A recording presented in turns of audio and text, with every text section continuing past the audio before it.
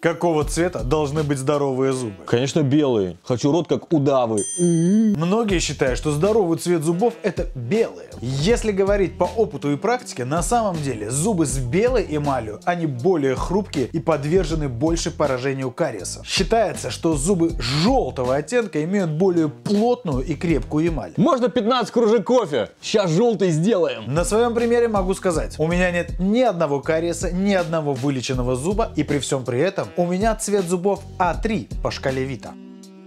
А А3 цвет довольно темный. А чё вы сразу не сказали? А теперь как я усну теперь? А белый цвет зубов может быть связан с частым использованием отбеливающей зубной пасты, а они, как правило, абразивные. И как следствие нарушают структуру эмали, разрушают ее.